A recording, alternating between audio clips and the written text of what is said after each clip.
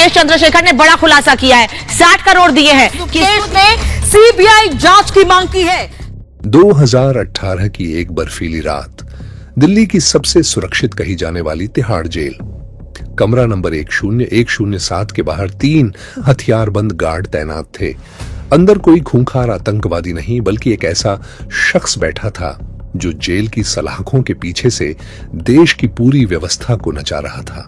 उसके सामने 3 नए आईफोन्स, 5 सिम कार्ड और लाखों का कैश पड़ी रहा था।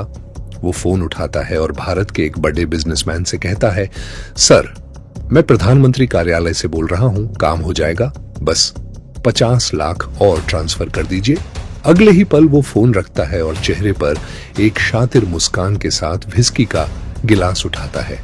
बाहर खड्डा ढींचे गार्ड्स को लग रहा था कि कैदी अंदर बंद है, लेकिन हकीकत में जेल के अंदर वो कैदी नहीं, बल्कि एक राजा की तरह रह रहा था। आज की कहानी एक ऐसे ठग की है जिसने 17 साल की उम्र में अपना पहला शिकार किया और देखते ही देखते 200 करोड़ से ज्यादा की ठगी कर डाली। वो शख्स जिसने बॉलीवुड की टॉप एक्ट्रेसेस को अपने मोहपाश में फंसाया और सरकार के मंत्रियों तक को हिला दिया। तैयार हो जाइए भारत के सबसे बड़े मास्टरमाइंड और महाठग सुकेश चंद्रशेखर की सच्ची दास्तान सुनने के लिए। सुकेश का जन्म बेंगलुरु के एक साधारण परिवार में हुआ। पिता ऑटो पार्ट्स बेचते थे, लेकिन सुकेश की आंखों में पढ़ाई नहीं, बल्कि स्कूल के बाहर खड़ी ढी लग्जरी कारों का सपना था। पहली ठगी, मात्र 17 साल की उम्र में उसने खुद को मुख्यमंत्री का करीबी बताकर एक पारिवारिक दोस्त से 1.14 करोड़ ठग ली। दिमाग का खेल। वो 12वीं पास था, लेकिन तकनीक और भाषा हिंदी, इंग्लिश, कन्नड़, तमिल पर उसकी पकड़ बेमिसाल थी। उसने पुलिस कमिश्नर के फर्जी दस्तखत वाला लेटर बनाया ताकि वो बिना लाइसेंस के कोई भी गाड़ी चला सके। बेंगलुरु में पकड़े जाने के बाद वो चेन्नई गया और किंग इन्वेस्टमेंट नाम की फर्जी कंपनी बनाई। यहां उसकी मुलाकात एक्ट्रेस लीना मारिया पॉल से हुई। सुकेश ने उसे फिल्मों का लालच दिया और बाद में दोनों ने शादी कर ली। अब ये एक पावर कपल था जो बड़े स्कैम्स को अंजाम दे रहा था। एक इवेंट कंपनी से कैटरीना कैफ को बुलाने के नाम पर लाखों रुपए ठगे और गायब हो गया।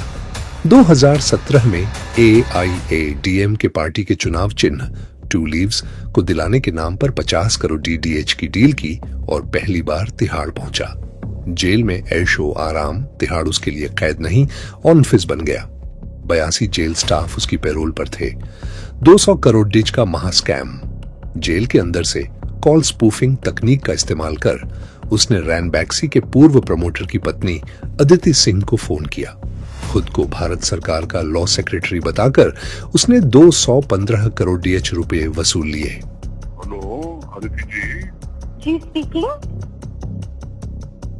Yes, good afternoon. Ajay Kumar Balla this side, Home Secretary of India. Sukesh ने खुद को सन टीवी का मालिक और जयललिता का भतीजा बताकर जैकलीन को फंसाया। उसे 57 लाख का घुद्दा, करोड़ों की बिल्लियां, हीरे के गहने और लग्जरी बैग्स गिफ्ट किए। सुकेश चंद्रशेखर ने वैलेंटाइन डे पर जैकलिन को दिया गिफ्ट। ठग सुकेश चंद्रशेखर ने प्राइवेट जेट गिफ्ट किया। प्रेम पत्र में उन्होंने अपने प्यार का इजहार किया। BMW और आईफोन गिफ्ट किए। MM सुकेश अक्सर जेल से जैकलीन फर्नांडिस के नाम भावुक चिट्ठियां लिखता है, जिसमें वह उन्हें माय बेबी गर्ल और बॉटो जैसे नामों से बुलाता है। न्यूज में ये चिट्ठियां काफी वायरल हुई थीं, जो उसके लवर बॉय वाली इमेज को दिखाती हैं। सिर्फ जैकलीन और नोरा ही नहीं, सुकेश की हिट लिस्ट में सारा अली खान, जाह्नवी कपूर और भूमि पेडनेकर जैसी बड़ी एक्ट्रेसेस के नाम भी सामने आए। ED की चार्जशीट के मुताबिक सारा अली खान। सुकेश ने उन्हें व्हाट्सएप पर मैसेज किया और खुद को एक बद्धा बिजनेसमैन बताया। उसने सारा को एक लग्जरी घड़ी गिफ्ट करने की कोशिश की थी। भूमि पेडनेकर, पिंकी ईरानी के जरिए भूमि को भी सुकेश से मिलवाने की कोशिश की गई थी। उसे भी बद्दी फिल्मों और महंगे तोहफों का लालच दिया गया था। जाह्नवी कपूर, उसे एक नेल स्पा के उद्घाटन के बहाने सुकेश की पत्नी लीना मारिया पॉल के जरिए फंसाने की कोशिश की गई और उसे लाखों का लग्जरी बैग गिफ्ट किया गया।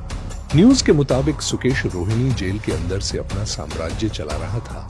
वह जेल के स्टाफ को हर महीने 75 लाख से 1 करोड़ रुपए तक की रिश्वत देता था ताकि उसे मोबाइल फोन इस्तेमाल करने और अपनी सेल में ऐश व आराम की चीजें रखने की पूरी छूट मिले। चाहत खन्ना, निक्की तंबोली जैसी 12 से ज्यादा एक्ट्रेसेस उससे मिलने जेल के अंदर जाती थीं। सुकेश ने पिंकी ईरानी नाम की एजेंट को रखा था जिसका काम एक्ट्रेसेस को गिफ्ट पहुंचाना और उन्हें सुकेश से मिलवाना था। जब 200 करोड़ डीएच के ट्रांजैक्शन का पता चला तो ईडी ने जाल बिछाया। सुकेश के एक आदमी को रंगे हाथों पकड़ा गया और सारा सच सामने आ गया। जेल से सुकेश ने मुख्यमंत्री अरविंद केजरीवाल और सत्येंद्र जैन पर गंभीर आरोप लगाए। उसने दावा किया कि उसने राज्यसभा सीट के लिए करोड़ों रुपए दिए थे।